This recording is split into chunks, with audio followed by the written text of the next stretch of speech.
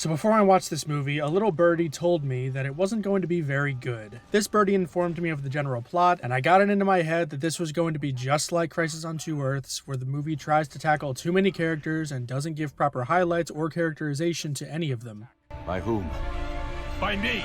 Yes, that's right. I knew going in that this movie was about the contingencies that Batman develops for the Justice League being stolen and used for evil purposes by a world-dominating Vandal Savage. I knew that, and I expected to hate it. Thankfully, I was entirely wrong. The Justice League are already formed and well established as Earth's premier defense against destruction. The Royal Flush Gang are on the loose stealing diamonds and using strange tech that they shouldn't have access to. Though the League is successful in subduing them, they're unable to figure out who provided them this tech. Then, unknown to everyone, the villain known as Mirror Master sneaks into the Batcave and downloads encrypted files from the Batcomputer, and the next thing any of them know, they're attacked by some of their most dangerous villains. Batman is savagely beaten by Bane, Wonder Woman is assaulted by Cheetah, Superman is ambushed by Metallo, Martian Manhunter is tricked by Malefic, The Flash is outsmarted by Mirror Master, and Green Lantern is broken by Star Sapphire. Thankfully, with the combined efforts of League confidant Cyborg and Batman escaping his destruction, the League is able to ward off these seemingly fatal defeats, only to learn that the plans implemented to defeat them all were concocted by Batman himself. It turns out that Vandal Savage, the immortal warlord, had Mirror Master steal these contingencies and recruited these supervillains, collectively known as the Legion of Doom, to dispose of the Justice League as step one of a larger plan to kill at least half of the Earth's population, the majority of superheroes, and then rule the world with an iron fist in the aftermath. Thankfully, the League is able to stop him and the Legion of Doom and protect the Earth from his Doom weapon. Once things settle down, the League formally welcomes Cyborg into the League as its newest member and move to vote Batman out. However, Batman, who holds no remorse for breaching his comrades' trusts and coming up with plans to stop them without informing them, leaves before a decision can be made. Though, it doesn't end so sourly, as Superman privately acknowledges that Batman had a point and gifts him the kryptonite bullet that nearly killed him, with Batman and the Justice League serving as each other's ultimate contingencies, and so the movie ends. Overall, the basic skeleton of the film is remarkably similar to Crisis on Two Earths, a movie I very much disliked upon a second viewing. Opening action sequence, evil team opposing the Justice League that have some connection to them, alternate universe doppelgangers for Crisis and their arch-enemies are close enough in Doom, a mastermind who builds a superweapon to destroy the Earth, the League stops them just in the nick of time, and it ends with members added to their ranks. I consider this movie something of a second draft for that basic story, and it's all the better for it, honestly. Originality is, in my opinion, negligible next to execution, and this movie was executed very well with only small grievances from me. Those grievances are, unfortunately, the new characters, namely Vandal Savage and Cyborg. The rest of the Legion are fairly basic and one note, which isn't ideal, but they serve well enough as adversaries for the League, so I'll give them a pass due to the short runtime. Cyborg is portrayed as the lighter-toned green thumb of the story, always upbeat, always eager to help, and trying to stay out of the interpersonal stuff going on and just trying to do his job well. All in all, it's a decent character archetype, but the issue is that this archetype usually thrives in a story with an unfamiliar world. These characters usually serve as our audience surrogates or as our point of view character, which Cyborg does not act as. As a result, he just ends up coming across as kind of generically nice, with no depth to his motivations or interactions. And honestly, the same statement can be made to Vandal Savage in reverse, in that he's just kind of generically evil. He's an immortal man who views himself as superior and destined to rule, but that's an incredibly boring motivation when tied to the plan of blow everything up, rule what's left. His plan to cause a solar flare to destroy the sun-facing side of the Earth is really stupid, and there are internal inconsistencies associated with it, like how he says right before the final battle that they have to wait an hour to set the plan into motion. When our ideal launch window opens in just over an hour, this magnificent creation will fly into the sun, trailing magnetic resonance. And when it hits? It will trigger a solar flare that will propagate at light speed along the magnetic trail we've left. And then the Justice League attacks, he starts it anyway, and it still goes off without a hitch, except for, the Justice League stopping it. I would ask several questions relating to that, but honestly my first would be, who built the rocket? Are we led to believe that prideful, holier-than-thou Vandal Savage would do all of the manual labor for building his stuff? I somehow doubt that, but hey, I'm not totally familiar with the character. And for the record, no, I don't think the change from Ra's al Ghul from the original story Tower of Babel to Vandal Savage hurt the story in any way. For better or worse, this movie is pretty squarely centered on the Justice League, so Ra's al Ghul would probably have fared just as poorly as Vandal Savage. But thankfully, those are my only two major complaints, and they're not even that major because they take up maybe 10% of the movie in total. The rest is dedicated to the plot to take out the League. Okay, I lied. I have two more complaints. First, I would have liked a bit more debate among the Leaguers on the issue of Batman's contingencies. As it is, the Leaguers' only defense against them is that you should trust us because we've always fought for good, and Batman's rebuttal is you could be mind-controlled or change your mind, and you're literal superweapons, so we needed some kind of plan. Never is it brought up that the issue may have been that Batman didn't disclose this information to the League. Like, not even a casual, hey, I have plans to beat all of you just in case you go evil, and they could be like, good idea, I've been mind-controlled before after all. You know, what they would probably have said if they hadn't just gotten off of an adventure where these plans were not only revealed, but pushed to be fatal and then used against them. Second, I specifically have a problem with the plan to beat Wonder Woman. Aside from simply overpowering her, there's no true way to counter Wonder Woman's abilities, right? So the solution they came up with was to cause her to hallucinate and fight 1,000 cheetahs.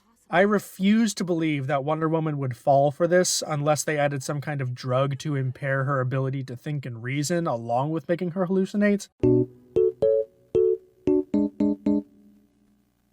But as it is, with this obvious trick, Wonder Woman just keeps fighting, which just makes her look like an idiot. But I swear, that's the end of my complaints. The rest of the movie is really, really good. To list off things that I've mentioned in previous videos, solid animation is elevated by great direction, once again by Lauren Montgomery. The story, despite my problems, effectively centers the tale around the Leaguers as people and their problems, their weaknesses, and ultimately their relationship to each other through judging Batman for his contingencies. For a movie as comparatively packed with content as this one, comparable to Crisis on Two Earths in terms of the number of events that happen, it's refreshing how much effort was put in to show the character of these characters. They managed to throw in so many little moments of clarity in otherwise chaotic scenes to highlight the flaws and triumphs of these individual people, as well as maintaining a good balance of power and showing how they all play off of one another. If there is a main character, it's Batman, yes, but he's the main character in as much as Aang from The Last Airbender is the main character. True, he is the central focus around which everyone else revolves, but just as much, if not more time is put into those other people as well. Of course, Justice League Doom does this on a much smaller scale than Atla. It's still effective though, and if anything, it made me want more, which is always a good thing. To list off a few examples of what I mean, we see a really effective scene of Superman trying to talk down someone from committing suicide, showing his compassionate side. Newspapers are dying. I spent my life fighting for the little guy, fighting for truth and justice. It isn't relevant anymore. That's what some people say. But I've fought for the same things, even when they don't seem fashionable. It's a never-ending battle, but we can't quit. I'm not the man you think I am. I'm too weak to fight anymore. You're stronger than you know, Mr. Ackerson.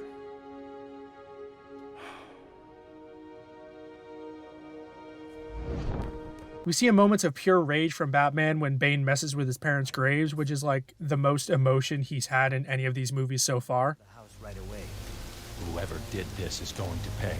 I love this interaction between Batman and the Flash and its follow-up soon after.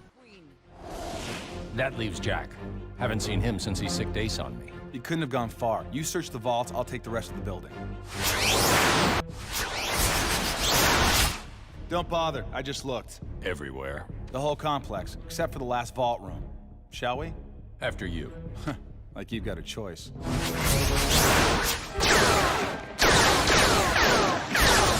Found him. You fast enough to go in there and knock him out before he glances in your general direction? We could just wait until his eye laser runs out of power. Flank him. I'll make sure he stays inside until you get there. That will work too.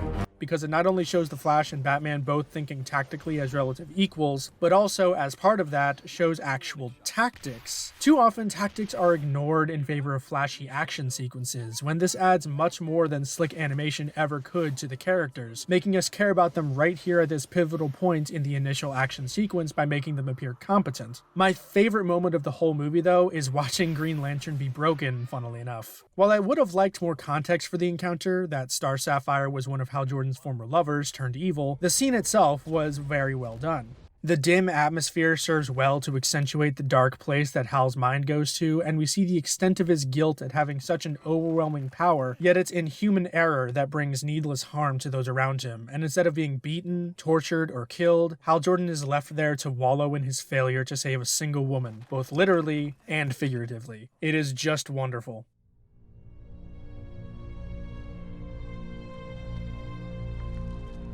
I'm so sorry. She sort of looks like me, doesn't she?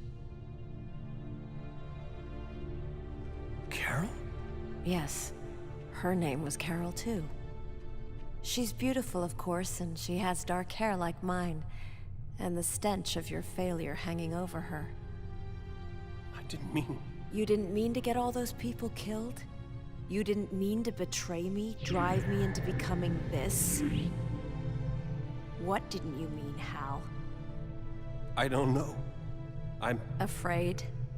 Afraid that you don't deserve to have so much power? That nobody does? Yes. I don't deserve this. Then I hope you have the decency to do what's right, and suffer for your many sins.